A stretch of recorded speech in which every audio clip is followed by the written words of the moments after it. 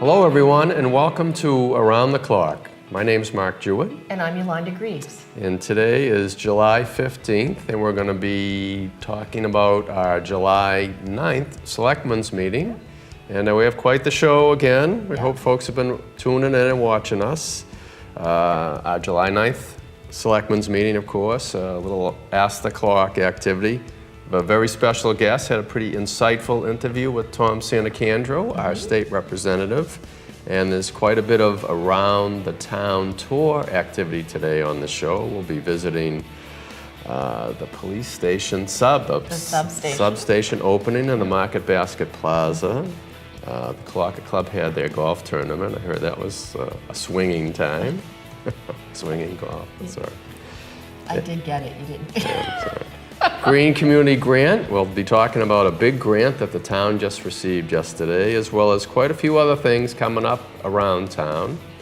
As you can see, we're in our summer garb today. It's fairly warm out today. It is warm, so celebrating summer with some summer colors and summer clothing, and hoping you're having a great summer, and thanks for being with us. All right, we'll be right back with Yolanda and our Selectmen Update.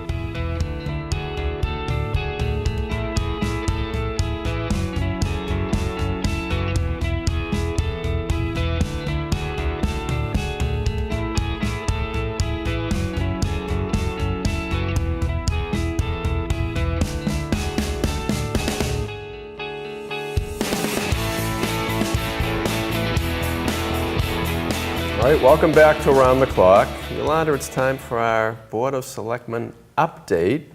We last met on July 9th. Yep, it's been a few days since our meeting, but that happens sometimes, that we have to tape on a separate day. So we had a pretty good meeting. We started early. It started at 6. We had a very full agenda, and certain things just took a lot less time than expected, and other things took a little bit longer. But we started the meeting discussing and adopting the General Law, Chapter 32B, 21 through 23, which was related to town health insurance. And basically, it is giving us the option to look at other health insurance possibilities for the town, to look at ways to still get our employees their benefits, but try to save the town some money in getting that. And there'll be a whole discussion, and they're working with the unions to determine the next steps. But there's a whole calendar laid out and timeline that we're going to be following, so I'm sure we'll be giving more updates throughout the fall as that process goes on. Yes, and that sounds straightforward, but actually there had been quite a lot of work between the town administration, the AEA, the various union groups in town to set up that collaboratively. Right, because if we had spoken about this, adopting this and talking about the change and accepting this chapter in law at our previous Board of Selectmen meeting, there was a lot of input, there was a lot of feedback from the community, from people that would be affected by this, and because of that input, we were able to, as you said, take care of a lot of things between the last meeting and this meeting, and show the unions and show the employees that we are looking to work with them, and we want to make sure that they still get their benefits, but we can't bankrupt the town with health insurance benefits. Correct. So yeah, there's a lot of work that will go into this, even though we're just taking a few minutes to talk about it. A lot of work was done before getting to that point. Then we also had an update on the Upper Charles Rail Trail system. So there was a meeting back in March of many communities that tie into the Upper Charles Rail Trail. The Upper Charles Rail Trail is targeted, right now it goes through Milford and part into Holliston. It's looking to go into Hopkinton, Sherborne, Ashland, and Framingham. And this was really just starting the discussion about what can we do here in Ashland, or what do we need to do to be able to get this going in our community. There's a lot of interest, there's a lot of people who would love to have this in Ashland, a way to get to our state parks from downtown and to tie into that whole rail trail system.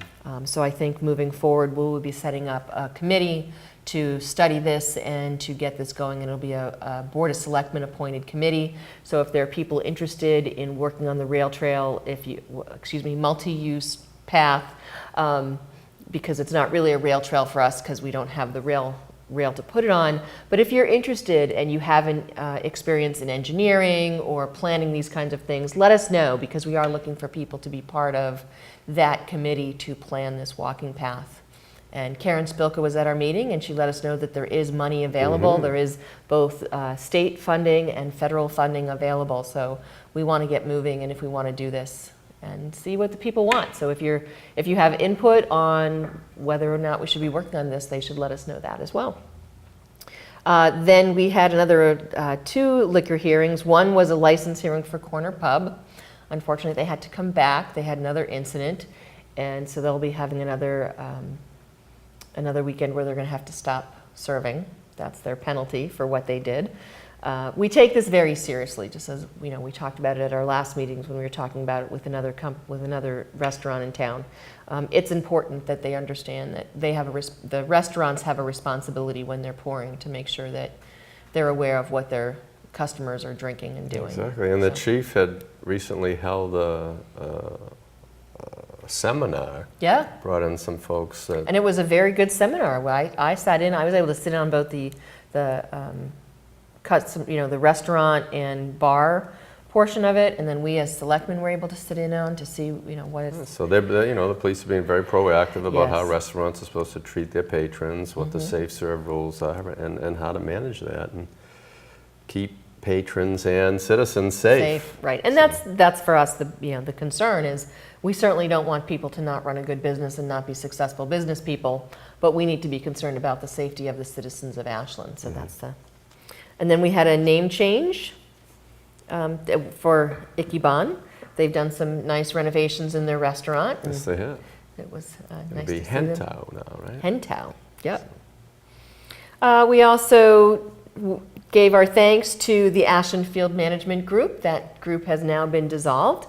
They did a great job on our fields, and we thank the members of that group. I think it would be remiss of us not to congratulate them on the work they have done. I know that we've often had many discussions with Nick and the gang about what they're doing, how they're doing it, but I think that group has brought volunteerism to a new height in this town, and they've certainly brought the fields to the excellent condition that they're in, and set up a program that'll help the town continue to maintain those fields and really close the loop on what the field committee started well over 3 years ago to do the project at the high school and then revitalize the rest of the fields around town. So a shout out for Nick and the gang on the committee for a job well done. And we talked about a MDA boot drive that'll be happening August 16th. That's put on by the Ashland Fire Department. And then the Ashland Lions have their toll road on September 13th.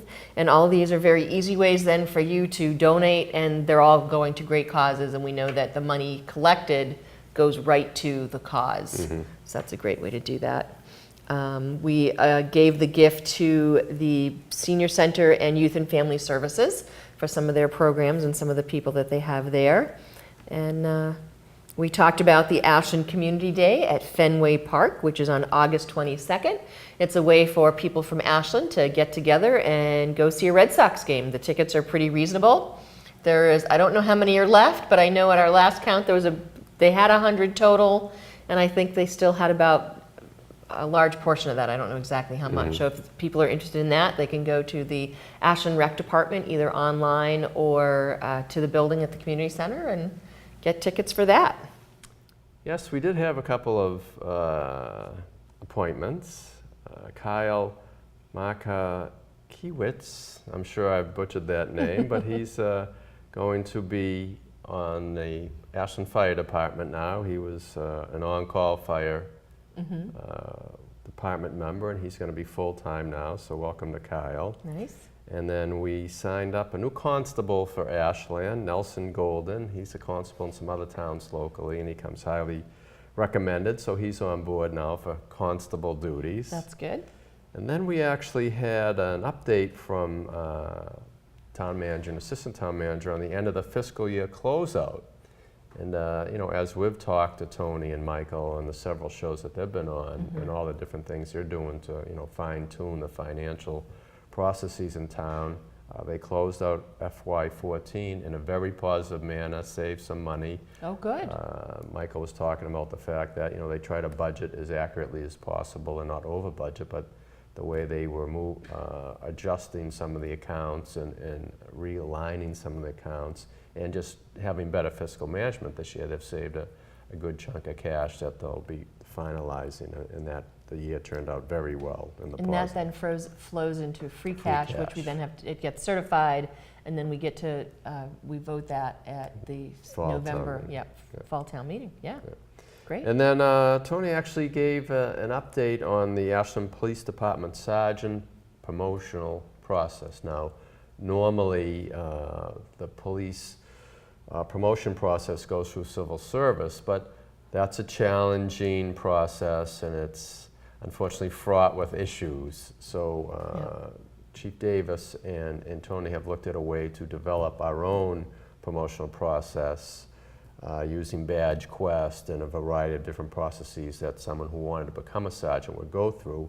They applied to the state to implement that, and the state approved that. It. Yeah, that's great. So that's going to be moving forward, and there are some opportunities. So I think all the different officers involved are keeping their cards close to the vest to see when they're going to announce. But it was very interesting discussion on how rigorous the process will be for those who want to move forward, and how actually it'll be more beneficial for the town, because the process will be more about Ashland and the types of things that the sergeants would do here versus sort of the generic civil service approach. Right, and from my understanding, not being at the meeting, but I had spoken to Tony about it a little bit before, is it's going to allow us to move the process in a way in the timing that will work for Ashland, rather than having to wait for the state timing and the state tests and the state lists and things like that. Correct. So, yeah, all good things. And that was well, and then we did go into executive session and have a vote on a financial settlement that the town has reached with Ben Gary, the architect for the Ashland High School project.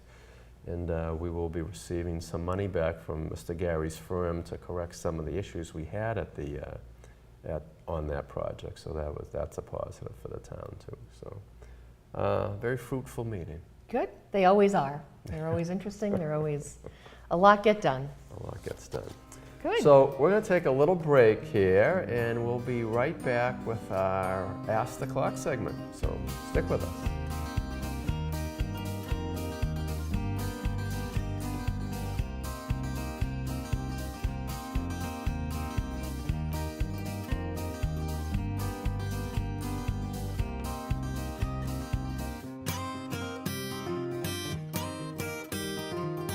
Did you know your child's body temperature rises 5 times faster than yours? If a child is left alone in a hot car, it can mean heat stroke or even death in a matter of minutes. Turn your cell phone off and put it on the back seat to help you remember. Because in summer heat, I forgot is a fatal mistake. That's why it's never okay to leave your child in the car. Welcome back to Around the Clock. This is our Ask the Clock segment. We did get a question and a couple concerns regarding the quarry here in Ashland. Since the incident in Milford, people have asked, what are we doing, or what can we do to keep our quarry safe, or people safe from being in the quarry? Right now there are postings that saying it's private property because it's not town-owned, it is owned by Aggregate Industries. So they are putting up some extra signs. Our fire department is being aware of what's going on there. They're making sure that they can access it should something happen. But the best thing they're saying is just stay away from the quarry.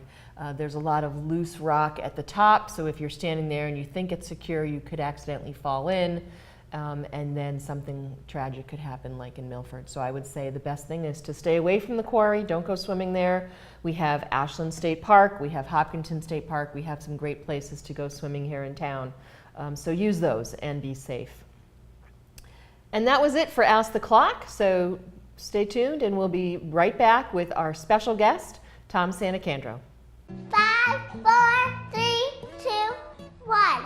Action! Hi. Hi. That's a lot of water you're using. I know, and it costs a ton. My family helps save the environment and a little bit of money by using a water barrel. What's a water barrel?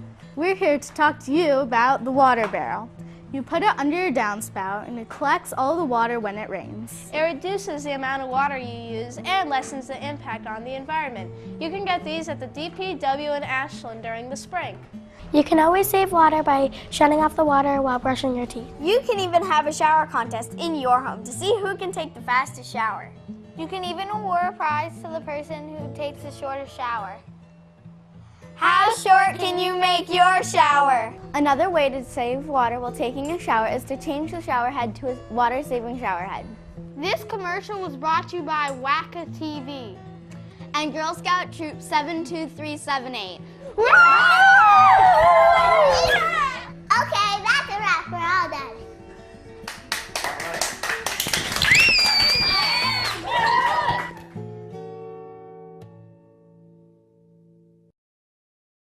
All right, everyone, welcome back to Around the Clock. And remember, if you have any questions for us, want to do a segment, want to know what we're doing around town, you got to hear a rumor you want to get clarified, it's ashlandaroundtheclock@gmail.com. So it's time for our special guest segment. Yes. And we have someone we haven't We have had a on very yet. special guest. Very It's a special first-time guest. special guest. That's Yep, right. our state rep, Mr. Tom Santacandro. Tom, welcome to Around the Clock. Thanks for inviting me here. This is great. It's our pleasure. Our pleasure. So you've been around a long time, Tom. Apparently, yeah. You know, what's going on in your office? So I would just give you a little update for those folks that don't know me. I've been in town for actually 28 years. Raised my family here. Me and my wife have 4 kids, and they all went through the Ashland school system. And I also got involved in politics through school committee, which I know you all guys have have that in some experience on. We've all been there. So yeah, so I've been involved in the local community for a long time. I was involved in some parent organizations and school volunteer before that. Was on school committee for 5 years and then ended up running for state representative, and people of Ashland and Framingham sent me to the State House, and I've been there now for 10 years. You jumped right over that selectman's spot. Yeah, he didn't need it. Maybe I learned from school committee, I don't know. Yeah, I don't know. Well, you know, we're very happy to have you on the show, and you've done a lot for the community, and we're proud of you being an Ashland resident. And recently, the state passed the local aid budget, and I know you're very involved in that too. Can you give our folks sort of an overview on how that went down? So the governor just signed that into law, I think a few days ago. So the budget is now in effect. It's the 2015 budget. Ashland again made some significant gains. One of the things that happened to go back in time, and I believe it was 2006 when we made a change to the Chapter 70 formula that dramatically increased the funding for Ashland. And that had a tremendous effect. So Ashland's numbers, I think, since the inception of the change in the formula have doubled. Something big, yeah. Mm-hmm. So huge money coming to Ashland. That is continuing.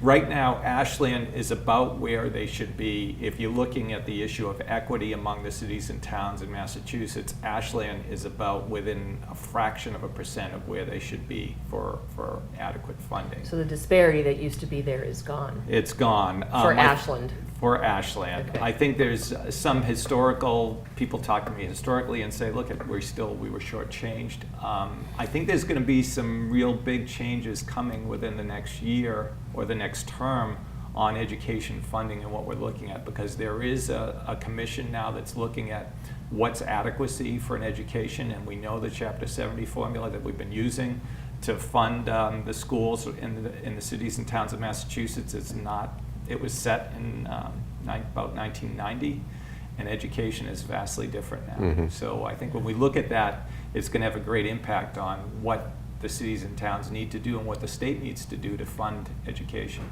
Would they consider, they have all these different fundings that come to the schools. You have the special ed circuit breaker, you have Chapter 70, you have transportation, you have, Right. a lot of different things. Is there any way to simplify it all? And In some ways, you don't want it simplified. Okay. So, because what happens in the Chapter 70 formula, money comes through the Chapter 70 formula. Okay. Ashland's, what they get from the state is about 25, somewhere around 25%, actually I think a little less than 25%. But if I advocate for special education circuit breaker, Ashland is going to get a whole lot of money. Okay. Because it doesn't go through the formula. So actually Right. for us as the electeds, we're looking at to maximize the funding money coming coming. back. And for Ashland getting 25% when there's communities getting 90 to 100% depending on their level of poverty, I really, in advocating for Ashland, am going to look for other vehicles other than Chapter 70. So I actually like the fact that we have these different vehicles because it makes a difference to our community on how much money we get. Okay, good. So, talking about getting money for the community, you attended a Green Communities Grant Award event Yeah. at Town Hall yesterday, Ashland Town July Hall. 14th. There was Yeah. We had 40 or everyone come so here. communities there. Yeah. The state came out and gave away a big chunk of cash to a bunch of different towns. Right. They gave it out to 43 towns, I believe, and Ashland was the host community, which I think was great. What it does is Ashland is a green community, as you both know. And as a green community, it's a creature of statute. We passed a statute, I think it was in 2008, that created the Green Communities Act. And what that does is it empowers cities and towns to do their part. If they want to become a green community, they're making a commitment to the state to say they're going to reduce the amount of energy consumption they have in the community. When Ashland signed up for that, we were already doing a really good job, Right. particularly with some of our buildings, especially the new high school was already a very energy efficient building, one of the largest in town. But we still committed to cut our energy consumption. By 20%, I Right. think it was, right? And we did that.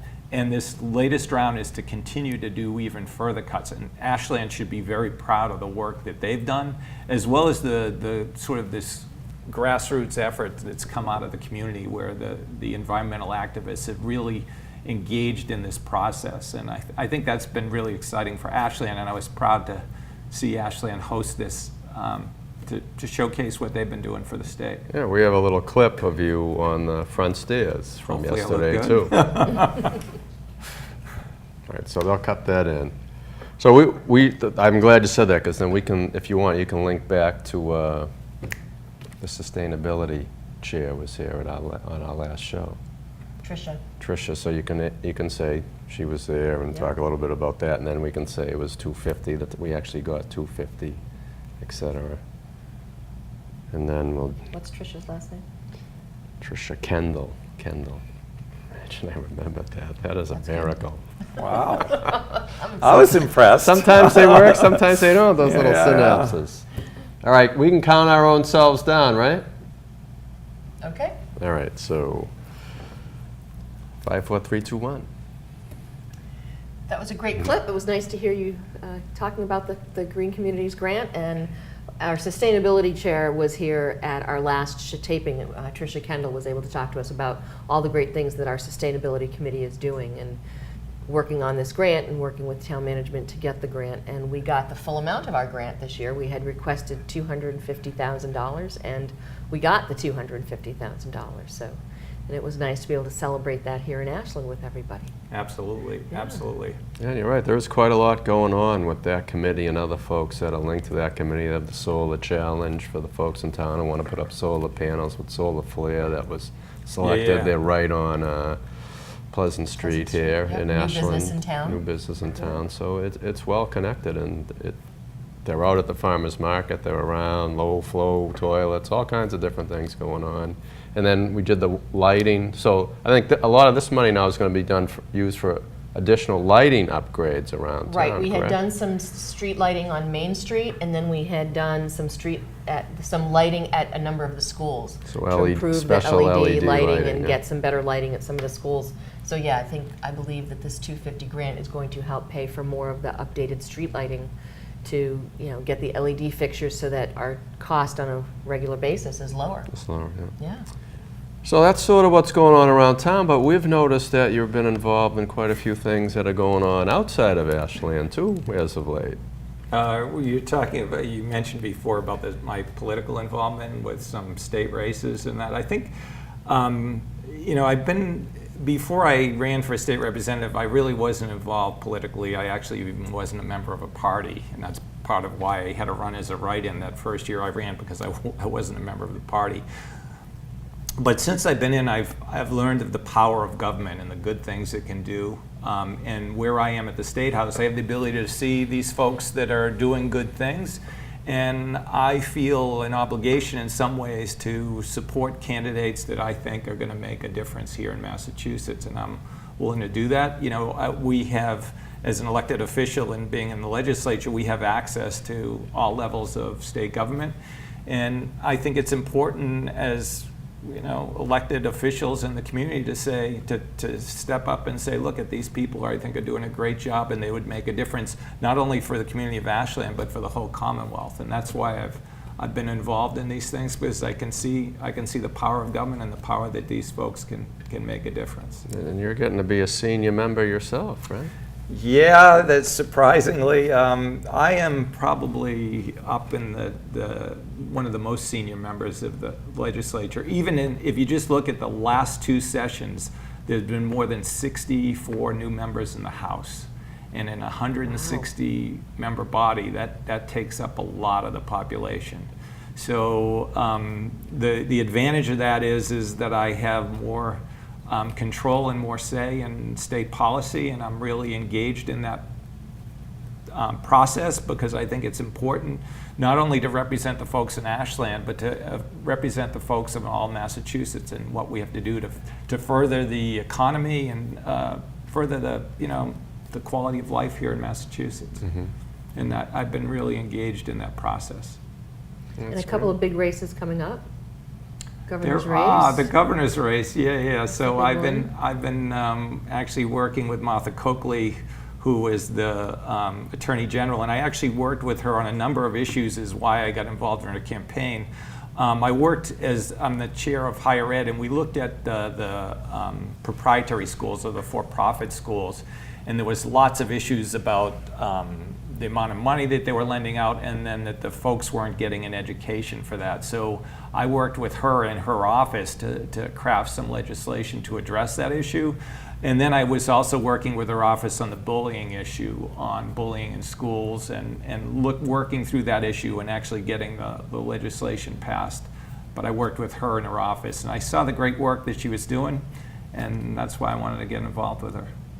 Okay, and are you up for re-election this year? I am up for re-election this year. So I am in one of the few times that I am not opposed.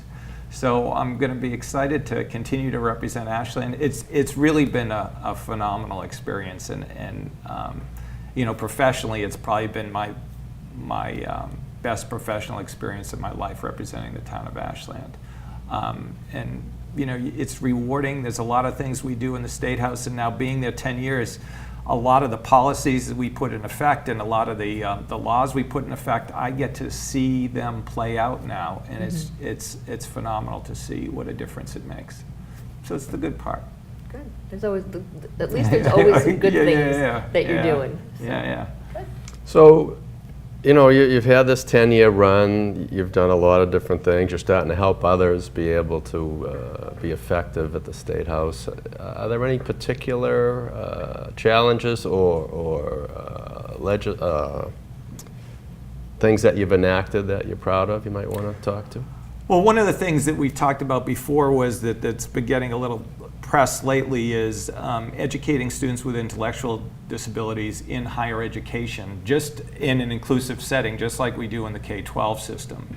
And what we're seeing this started as a pilot program 8 years ago, and at this point we've educated 800 students with intellectual disabilities, and what we've seen is the opportunity that's afforded them in higher education has transformed their lives. One of the things that's important to look at is that one is that higher education is an opportunity that should be available to everybody. And the results of higher education, particularly for this population, is real self-reliance and real increases in employment.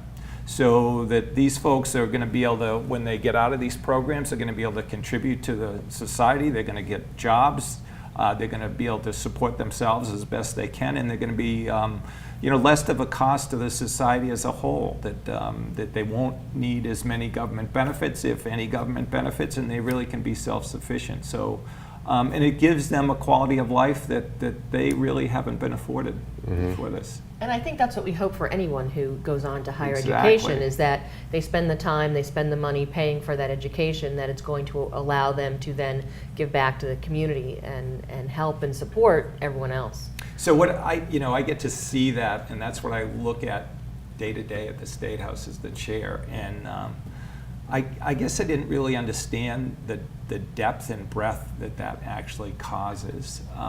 The changes it makes in families that do that. One of the phrases that I've heard since I've been in is people say, well, I'm the first generation out of poverty, which is really a powerful statement. Because they had access to higher education, the trajectory for not only them but future generations is changed forever. We also see that the benefit of higher education is, if you have a bachelor's degree, you're going to make probably more than $1 million over your lifetime than someone without it.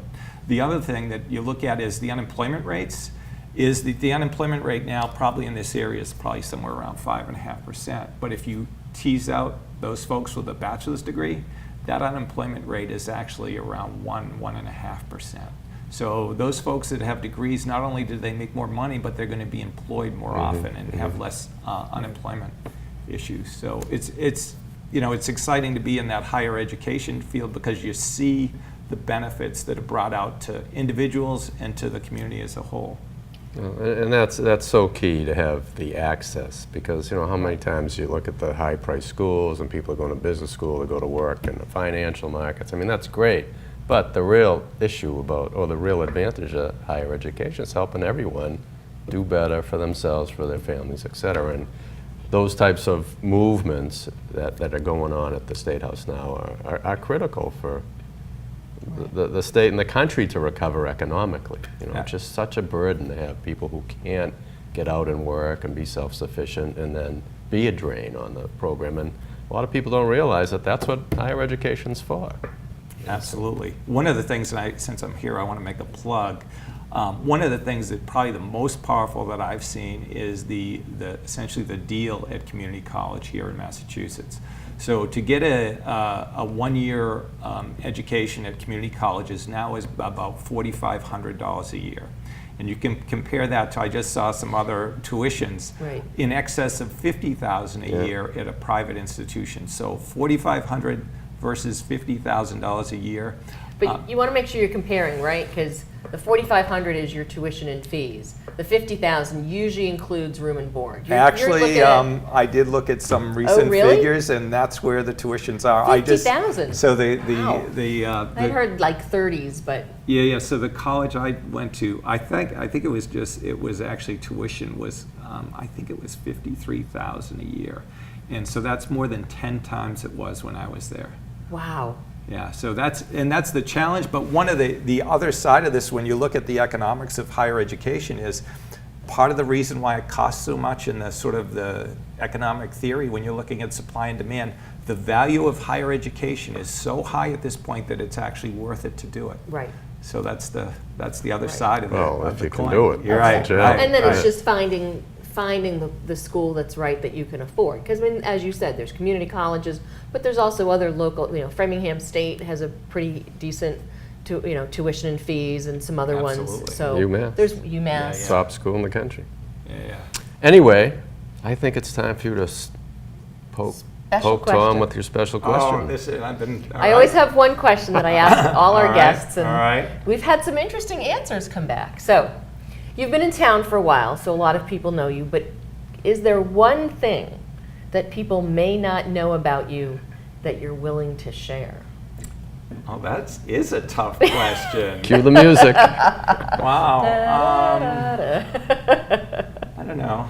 I don't know. I think I'm relatively goofy. That I don't know if people know that or not.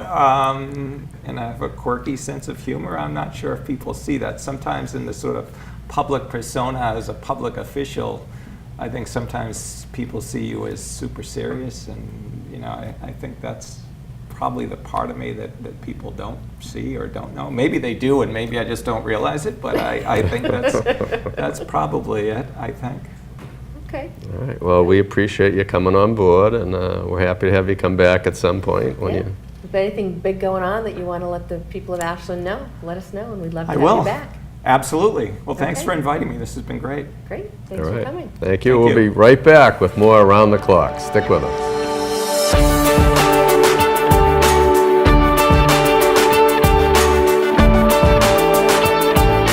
Because when you have the knowledge, The knowledge. When you know what Down syndrome is, You understand. Understand why kids with Down syndrome seem a little bit different. understand that we're all different in our own ways. and when you understand, you can accept. Assets. Except that some kids have Down syndrome. And they're still just a kid. Just like you. Just like you. Just like you.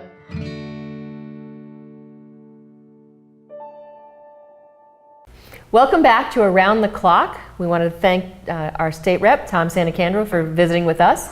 And now it's time for our Around the Town, Around the Clock tour. There's been a lot of stuff going on. Mark, tell us some of the great things that have been going on in town. Well, we recently had the opening of our Ashland Police Department substation over at the Market Basket Plaza. It was a very exciting event. Some folks came out to see that. I think the community in that area is very happy to see the substation. We're going to have a couple cruises there, you know, enhancing the presence. And you were there, and Yep. there was a couple interview bits there. Yep, I was there. Tony Schiavi, our town manager, Karen Spilka, our state senator, was there. A lot of the police officers are in their family, and a lot of community members. And here's a little bit about it.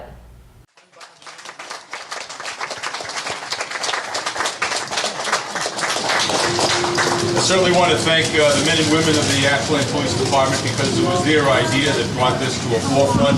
They're the ones that brought it to me, that they wanted to do this for quite some time. So this is really their idea, their energy that brings this to the community. I certainly want to thank town management, Mr. Tony Schiavi, for his unwavering support of the police department, our initiatives, our efforts in moving the police department forward.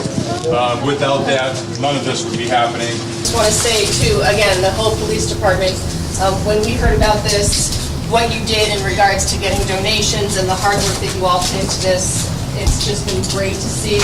The reaction from the community has been so positive that there's going to be this visibility here in this plaza, that this side of town is going to have you know, a little bit more police presence. So I just want to say thank you for all your work, and congratulations on Thanks so opening the much. substation. Thank you.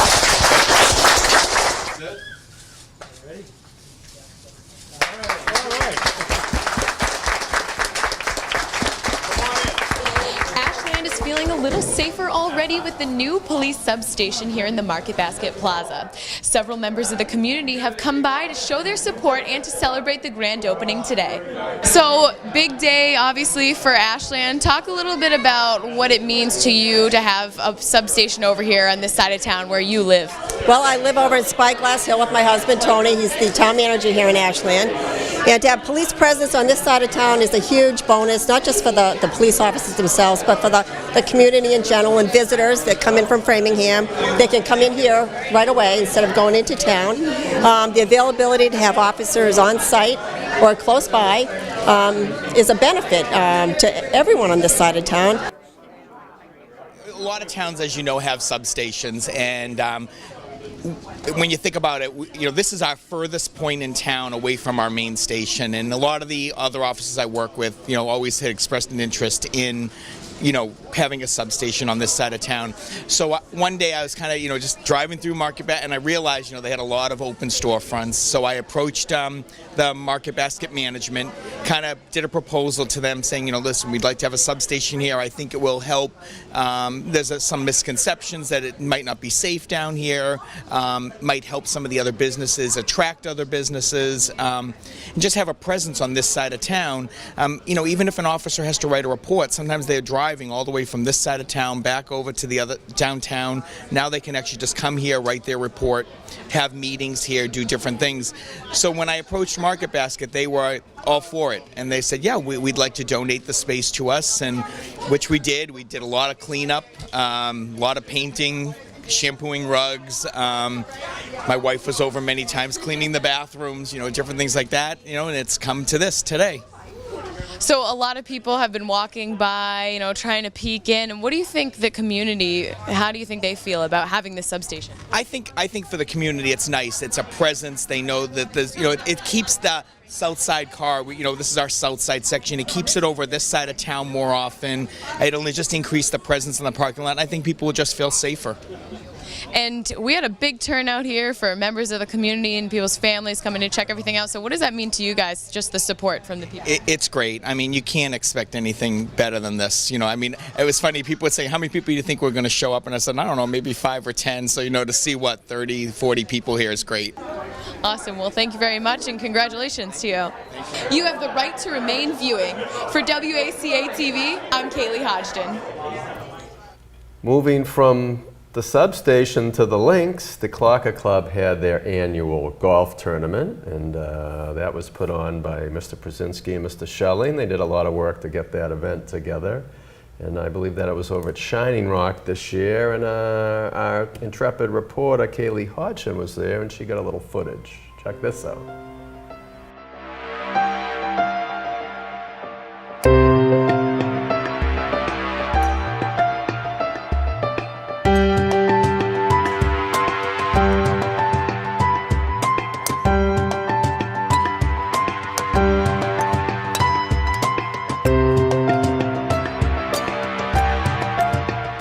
It's a beautiful morning out here at Shining Rock Country Club in Northbridge for the second annual Ashland Football and Lacrosse Alumni Golf Tournament. Luckily, unlike last year, there seems to be no signs of rain, and it's perfect conditions to hit the links for a day of fun and fundraising. Today's event is a combination golf tournament. It's our second year for the Ashland football team and the lacrosse team. And it's just to raise money for the program. We have our goal this year is to raise $10,000, and we're buying a sled for the football team. And then the other money just goes into the general, 2 different groups. So it's good. So this is your second year at this event. Did you organize last year as well? Yes, I did last year as well. We had it. We had a great event. It poured rain the entire day, so this is so much better. There's no rain in sight, and there's not a cloud in the sky, so it's great. What made you decide to do a golf tournament? Really looking for a bigger moneymaker. It was the reason why we chose the golf tournament. We have to raise right around $25,000 a year for the football program, around $4,000 a year for the lacrosse program. So this is a way for us to, make some significant money. Like I said, we hope to raise between $10,000 and $11,000. Our goal is, if we actually do raise over $10,000, is to give a donation to a local charity as well. It's a beautiful course, one of the best I've ever been on. Do you think you'll come back to do this again next year? Oh, no doubt, no doubt. It's a lot of fun. So are you an Ashland alum? Yes, I am. I graduated this year. And what brings you out here today? Just supporting lacrosse and football, because I'm a former lacrosse player. Nice. So what do you think of the course? I've been hearing that it's pretty difficult. What do you guys think? I played here last week, had a pretty good round. Today we're not doing so hot, but I love this course. It's very nice. Are you alums of Ashland? No, actually, I'm actually from Holliston, but these guys dragged me out to play in this tournament. It's a phenomenal course. I am an alum from Ashland, and it's a great time, great event, a lot of good times, good people.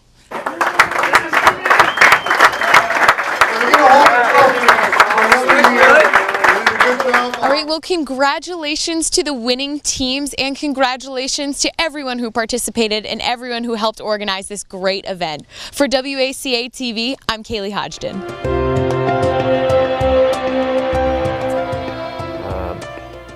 I can't really golf. I'm a hacker, I have to say. So I know they all had a great time and they raised some good money for the Clocker Club. So a shout goes out to all the volunteers who helped out with that program too. Yeah, I have golf clubs, but I have to admit it's been a while since I've touched them. So maybe you and I should get out there together and practice. Practice. Well, you heard from our state rep, Tom Santacana, about the Green Community Grant presentation. Ashland was the host community for that event yesterday, actually, July 14th, and we had several state representatives and a bunch of folks from over 40 towns there, and Ashland was successful in applying for that grant and got $250,000. Yes. So We have a little footage taken by our WACA-TV crew of that event. Check this out. Hi, I'm here with WACA in Ashland at the Town Hall, and we are talking with the Secretary. Can you tell us a little bit about today and the events that happened here at the Town Hall? Sure. Today we were giving out grants to 43 communities totaling almost $8 million. Wow. So what will this do to better Ashland community and as well around Massachusetts? Well, what this does is these are grants to communities for some of their to do energy efficiency work in some of their public buildings. And what that does is it's great for the towns themselves because their energy costs come down.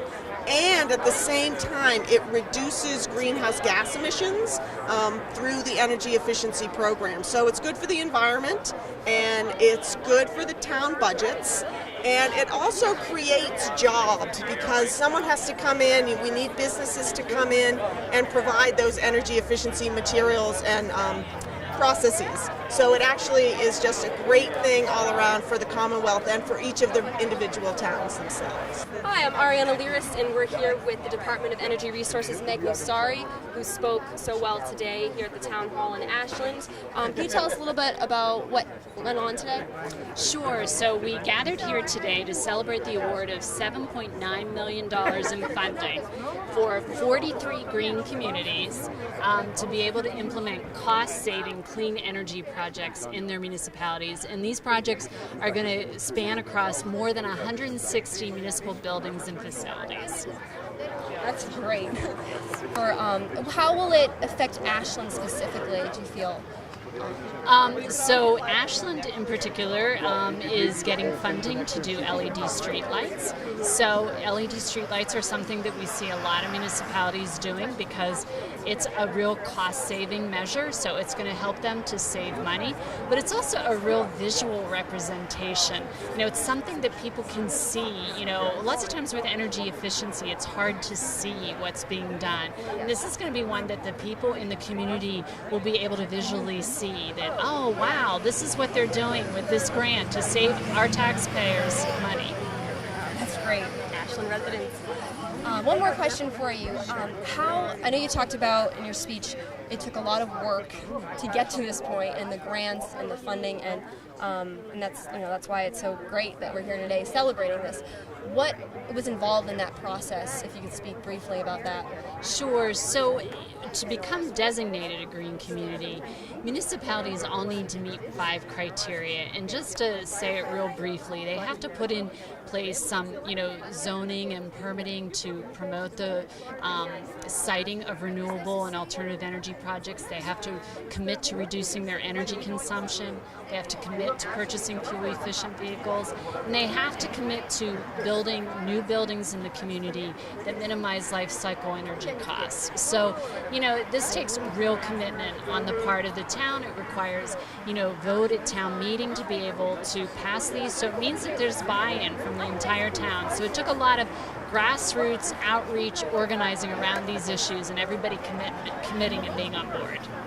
Hi, I'm here with WACA at the Town Hall with Tom Santacandro, and we're going to talk a little bit about today's events. What can you tell us about what you heard today?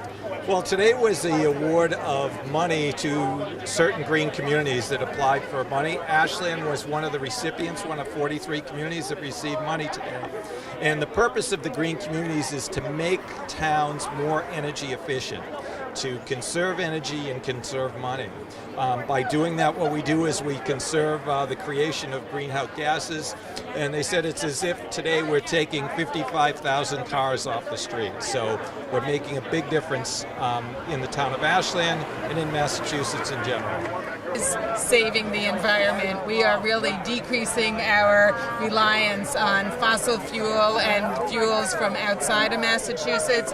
We are saving our residents money by cutting down on that and decreasing our overall town budget, but we are also creating jobs through the Green Communities and the Global Warming Solutions Act, which I was one of the first sponsors of as well. So we are making, and we are, Massachusetts is #1 in the nation, the first #1 state in the nation on clean energy and job creation. Let I'm here with Yolanda Graves at the Ashland Town Hall. Big day for Ashland. Can you tell us a little about what the events that occurred today? Sure. This was an announcement of the Green Communities Grant. It's a state initiative.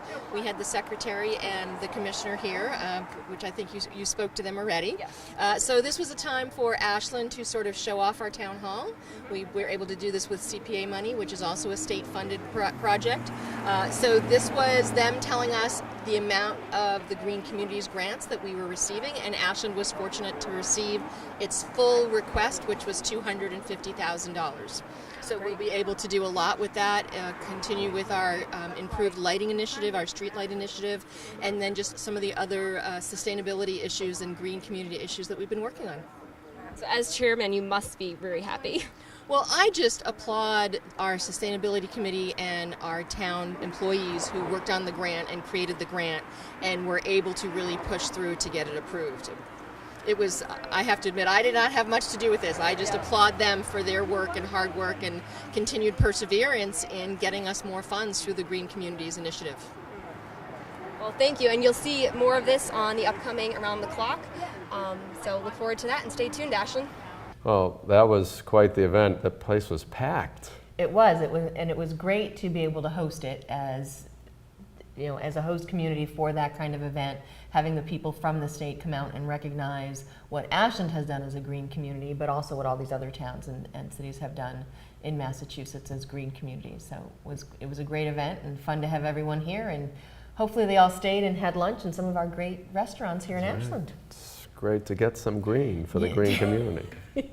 So, all right, well, there's a bunch of other stuff coming up too. Yeah, we have our Legion baseball that's been playing this summer. They are currently 11-4, which is congratulations to them. They only have 4 games left, and they are in a good position to possibly go to the state playoffs. Yeah. So we wish them luck with that, and congratulations to their coach Dan Sullivan for the work that he's doing with those kids, and Dan's very excited about his giving them team. exciting things to do this summer. That's great.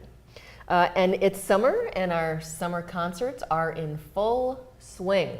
Unless, of course, it's raining, and then they don't happen. But check our schedule. There's some great ones coming up. There's a Beatles cover band, I believe, next week. So go check that out if you're looking for some fun music. And Selectman Magnani says they're the best Beatles cover band ever. So. Ooh. And here's a little bit of footage from some of our past summer concerts. The summer concert series at Stone Park kicked off last week, so we're back here again for week 2 with the new Magnolia Jazz Band. Tell us a little bit about these guys. Yeah, well, they've been performing for about 15 years now. They like to do some New Orleans-style jazz, some Deep South jazz. They can include 4 to 10 members. That include trumpet players, string players, sometimes they said, and drums as well, percussionists. And that's about the gist of it. Nice, well, let's listen in.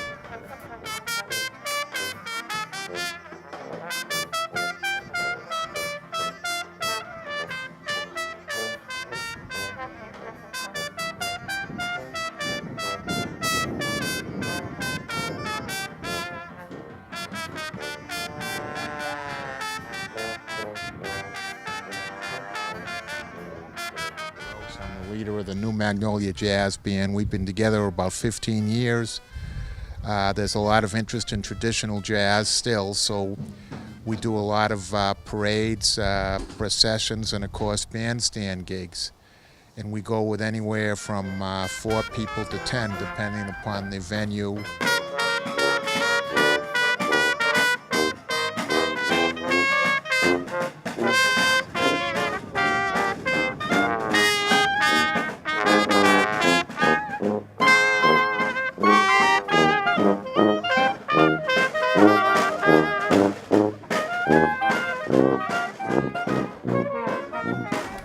And of course, the Farmers Market is going on every Saturday in downtown Ashland, and they have some great special days coming up. They have the Indian Cultural Day, which is happening on July 19th, so that's this first Saturday. And there'll be some Indian music and Indian food, and I believe they're even having some Indian classical dancing performing. Nice. So that's a fun performance. And then on July 26th, the Lions will be there with their iMobile, doing some free eye screening. So if you'd like to get your eyes tested and checked, go ahead to the farmers market on July 26th. And then their big event is August 2nd. It's Dog Day. So if you have a dog that you think is cute, or you think loves to socialize with other dogs and is special, of course, we all think our own dog is special, but go ahead and go to the farmer's market with your dog on August 2nd. Will they be handing out free Poopa Scoopas in plastic bags? I don't know. We'll have to find that out. But talking about pooper scoopers, please make sure you pick up after your dog anywhere in Ashland, whether you're walking on the streets in the town forest or any of the walking areas that you go to. Please pick up after your dog. Be courteous to your fellow citizens. Thank you. You're welcome. Let's see, a couple of other things coming up. WACA still has a few spots in their TV video camp. Their first one is the week of July 21st, and that's for ages 10 to 13. And then their second one is the week of July 28th, and that is for ages 14 to 16. They get to, your campers get to learn how to use the equipment here in the studio, using green screens, using regular screens, and editing and doing fun stuff like that in regards to video production. And speaking of video production, here at WACA-TV, our own WACA-TV has been recognized with an Overall Excellence Award, and this is a national and international competition for cable stations, and WACA has been recognized for overall excellence, and there will be a ceremony August 6th in Philadelphia. Wow. So we'll have to maybe get some footage about that ceremony and see how it goes. Yeah, we should give a shout out to Barbara Chisholm and Paul Bowden, who run the station here, along with their trusty interns and other staff. They make us look good, so. They do. And that's an effort, so we appreciate it. Some days it takes more work than others. And congratulations to the station. It's not Yeah. the first award the station's won, and so this is your own local cable station. They're doing great work and well recognized for it, Yeah. so congratulations. Okay, and I think that's everything coming up, everything that's gone, and that's it for Around the Town here on Around the Clock. All right, so Yolanda and I will be right back with our final thoughts. Sounds good. Stick around. Because when you have the knowledge, when you know what Down syndrome is, you understand. Understand why kids with Down syndrome seem a little bit different. Understand that we're all different in our own ways. and when you understand, you can accept. Accept that some kids have Down syndrome. And they're still just a kid. Just like you. Just like you. Just like you.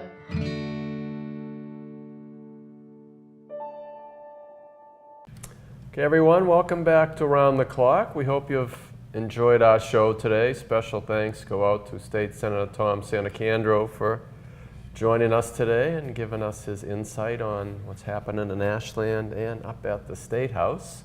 We hope you enjoyed all of our Around Town tour info and get to take advantage of things that are coming up around Ashland. And I'm going to turn it over to you, Yolanda, for final comments. Great, thank you, Mark.